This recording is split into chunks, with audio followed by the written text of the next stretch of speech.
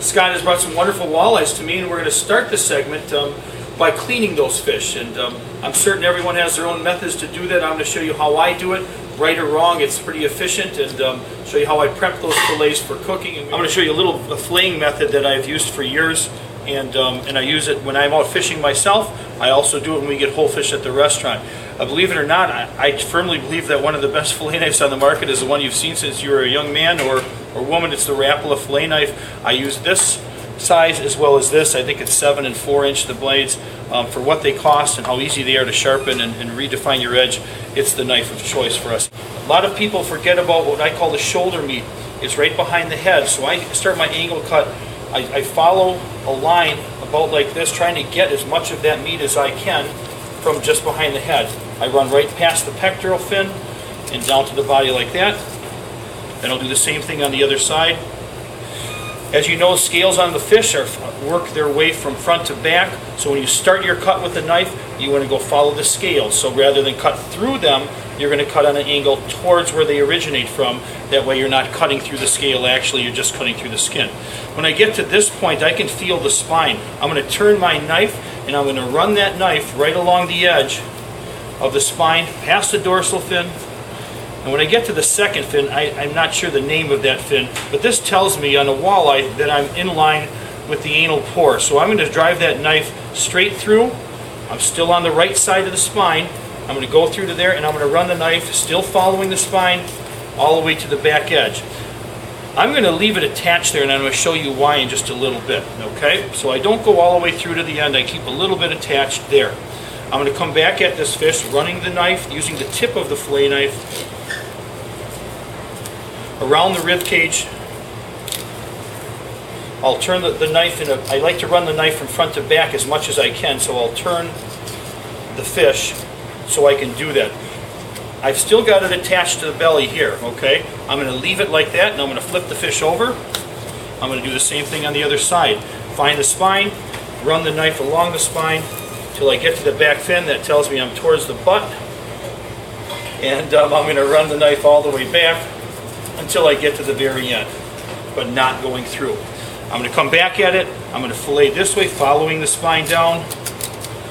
If you hear the knife catching the edge of the bones, that's okay. That tells you you're making a good clean cut. You just don't want to go through them. I'm going to go once again around the rib cage. When I get to the bottom of the rib cage, you can cut through. That's just a real fine bone there. Now I have 2 halves still connected to the fish. And what I'm going to do next is I'm going to lift up. I'm going to find this one section that's still attached. I'm going to drive my knife like that.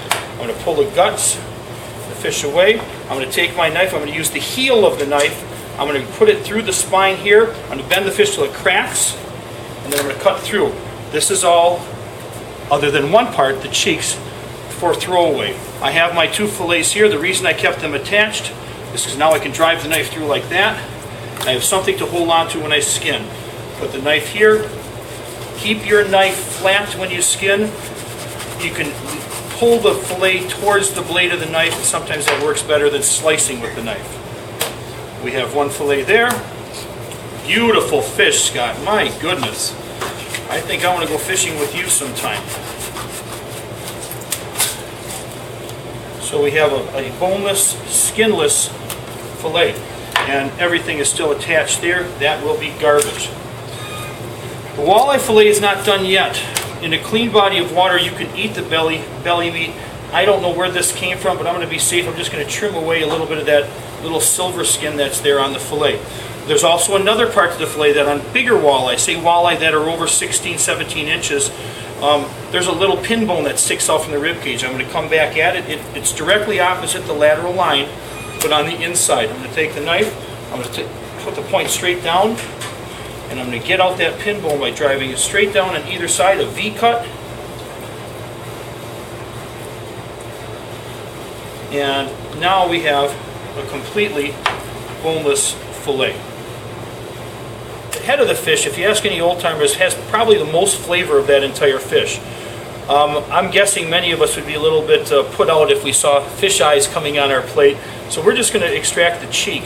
I start from right behind the eye socket. I stick the knife straight in. and I kind of find where it bottoms out at a bone, and then I'll do a little scoop cut, pivoting the knife and the blade of the knife all around till I get to here. Skin is still attached. I've made a flap. I'm going to reach in with my finger, find that base of the skin, and I'm going to pull, and I have a cheek. The skin is still there. The cheek is gone. I'll take a fish fillet right off the fish after I'm done filleting it, and I'll put it into an ice bath. Ice and water, half and half, and I'll get it in there as quickly as I can, and I'm going to rinse it, try to get any blood that maybe would have been left in it, and keep it as cold and firm as possible. I'll take it out of the ice bath, and as you can see, it has wonderful color. It's got that nice texture to it, and that's ready for cooking.